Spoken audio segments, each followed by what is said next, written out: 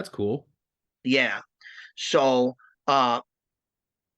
he was there 2 months, and fellas like they want him.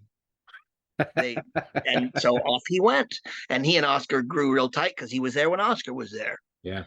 So Yuto's another one that has really blossomed. His personality, his intensity, because you know when you have the fight background, that intensity and bringing the fight is natural. It's not,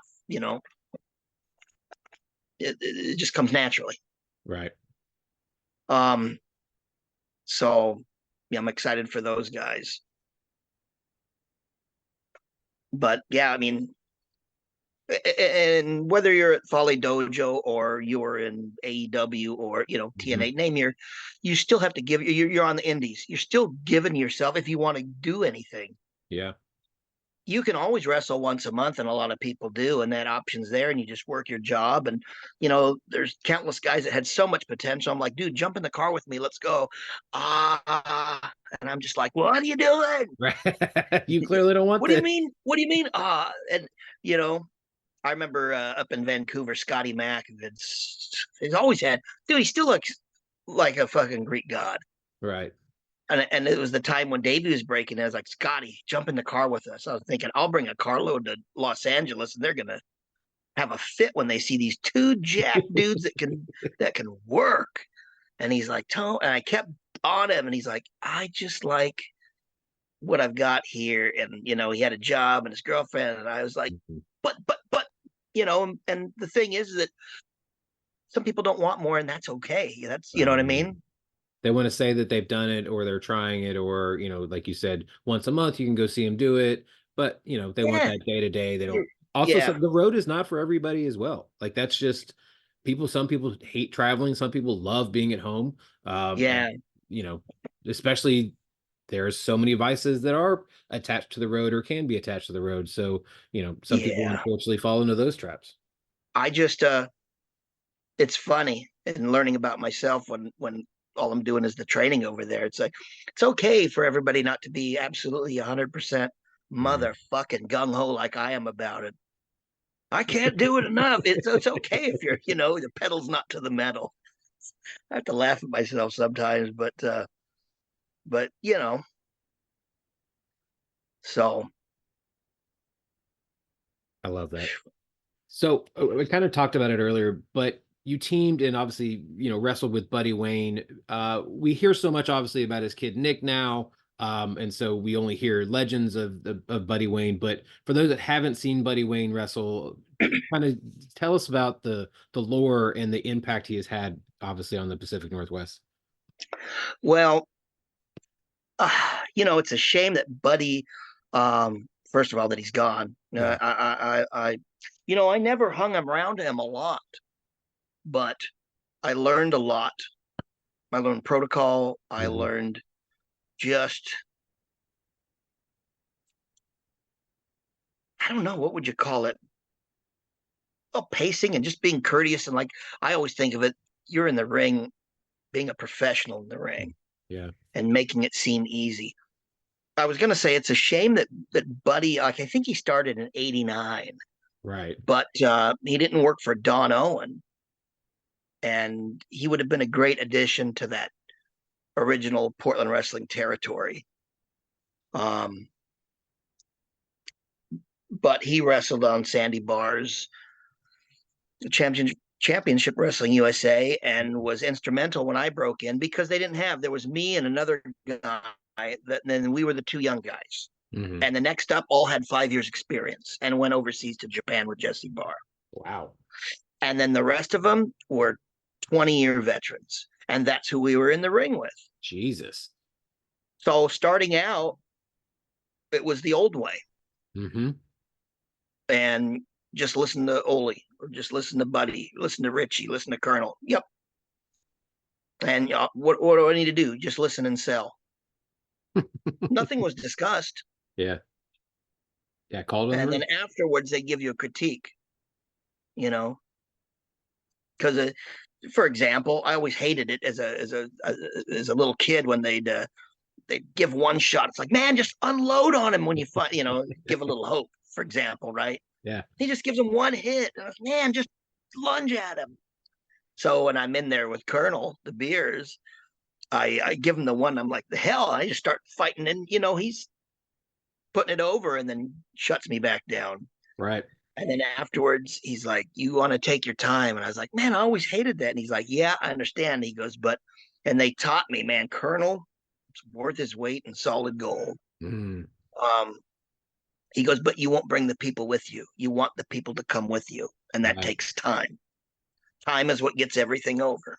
Yeah. And, whether that means it's 5 seconds or 5 years, Hmm. time gets things over. And Honky Tonk echoed the same thing years and years later. So I was like, okay. So that's okay. That's the real deal when I'm hearing it from both of these guys years apart. Hmm. Um, so I learned through, and that's why I'm love to sell, because that's how I started. Sell. There was no talking of put this over and all these uh, phrases that you hear Yeah. that are all out in the open. I was just thinking, I'm little. I need to make it look like I'm getting killed. Right. Incidentally, I'm putting them over. You know what I mean? Yeah. And then it looks So even better whenever you can actually come up with a win later. I just wanted it to make it look as real as possible Right. in the context of a professional wrestling match. Because if you say that nowadays, people say, well, why didn't you just, and it's like, this is professional wrestling, Uh-huh. you know? So, um, but I mean, and going back to Buddy, because of course I go on a tangent as I do. Buddy was right there, Yeah. and they matched me with Buddy because we're very similar sized. Hmm. And Billy Jack said, you'll probably wrestle Buddy Wayne a lot. And I didn't even know who Buddy was at the time, because I didn't know that Sandy Barr even had a show on TV, and I was busy watching NWA. Well, by that time it was WCW. Yeah. I didn't even know there was independent wrestling. Mm. Um, but sure enough, he's in there, and I wrestled him a lot, and just him again talking to him afterwards. Um, and he was a trickster too, because damn him, he'd blow me up in a match, and I had no idea. And then I'm just dragging ass, and then finally, by the time he hits a super kick, I was never so happy to be smashed in the mouth in my whole life. And I didn't get it at the time. I'm like, man, and the guys in the back, I get back, and Brian Cox is like, "Did you blow up out there?" And I'm like, and I didn't even know what the term "blew up" was. Man, something. And they're laughing because they knew, Of course. they're playing with me out there. They'd stretch me, they'd Yeah. smash me sometimes, but he'd get me running until my tongue's hanging clear out. It's all a test. Yeah. And even though there was no territory, we were still doing weekly TV. Right. But it's all a test, even if it's not it's a lighthearted test. But he's just blowing me up. But if I didn't love it, I'd say, screw this, I'm out of there. Right. Obviously. Right? Or Ole stretching me, Richie stretching me, or the guy's laying it in hard. I Hmm. loved it all. So, but my first dark match with WWE was with Buddy. Right. Yeah, I read that. And man, we had 4 minutes, and it's one of the best matches I've ever had in my life. And he says, listen, they don't give a damn what we do in the move wise, even though I hit my crazy Rana out of the ring. Uh, but and he went for it too. He didn't say, no, don't do it. Yeah. But he says they want it. But basically, in our match, it's like they want to see that you can lock up. They want to see that you can grab a headlock. They want to see that you can hit the ropes. The simple. They want to see that you can take a turnbuckle or take a bump and how your bump looks. Okay, so that's our objective. You know. Um. So, he was kind to me, and he didn't need to be. That's awesome. There was no reason for him to be so kind. Yeah.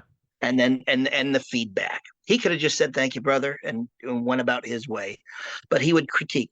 he was so he would critique in the ring and say things in the ring Hmm. that I know. I wrestled him one time in St. Helens, Oregon, and he says, "Hey, let me talk to you for a second." And he's like, "Listen, I'm going to send this to. We're recording this. I'm having people record it because we're going to send it to OVW because they were a WWE developmental." Right.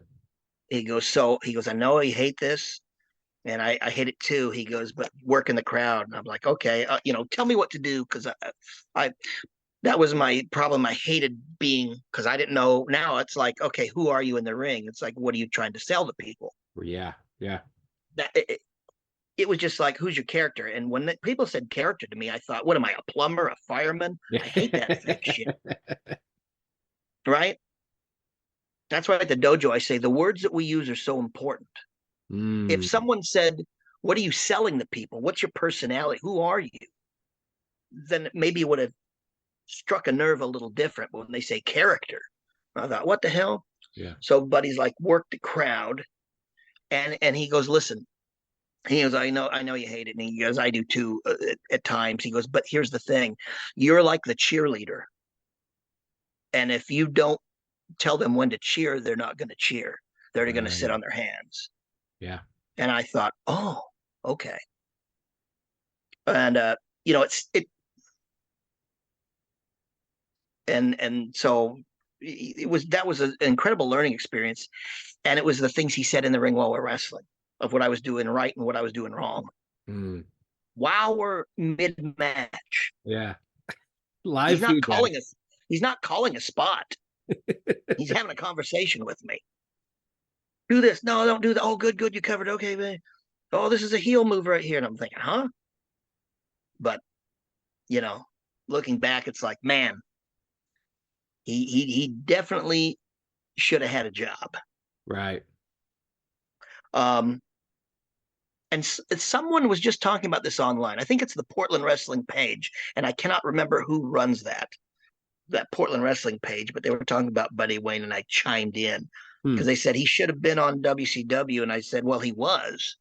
I think it was around 92, 93, because I remember Right. having a conversation with him about that. What about you? You've been around this long. What's up? You know what you're doing. And at the time, he said that when he went down there, he was on some TV tapings, but they go, well, you can stay. They didn't basically. I don't think they offered him anything enough to get him to stay, Oh. and so he came back home. Yeah. Um, and I don't know. I don't know if he had a girlfriend. I don't know if he had good employment here because my initial thought, because I'm so gung ho, it's like I'm thinking, fuck, man, you just got to stay and Right. keep knocking on the door. But Tough it you out. know, Yeah. I don't know personal, right? Hmm. And he's been around long enough to where veterans could have said, yeah, if they want you, they'll call. They know who you are. Right. So, but yeah, he was down there and did a bunch of TV, and then he came back here. Hmm. But geez, he worked all the indies and would double shot all the time in one night. He'd get himself booked on the opening match at one show and then skedaddle and go to the next where he'd main event 40 miles away. I see that still to this day in the DFW area. There's so many there Yeah. we're lucky that we have more wrestling companies now, obviously in this area. And I've seen that. Yeah, I was like, oh, I thought that was supposed to be the main event. Nope, it's he's opening here and then closing somewhere else. So yeah. Yeah. And man, he did that. I mean, probably at least I don't know, once every other month, every 5 or 6 times I'd see him, he was doing a double shot that night somewhere. That's nuts. Yeah. So everybody knew him, everybody respected him, everybody was more than happy to use him. That's awesome. And I just wish uh, more people could have seen him. And not only that, but his potential could have been tapped into Right.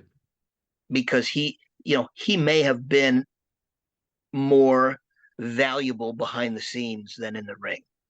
Because again, he's my size and he could moonsault and do all that stuff, but Mhm. to be our size, you really got to be like Mysterio or some of these guys, right? Or even Dynamite Kid-ish, like to that Yeah. aggressive level. Yeah. Yeah. And so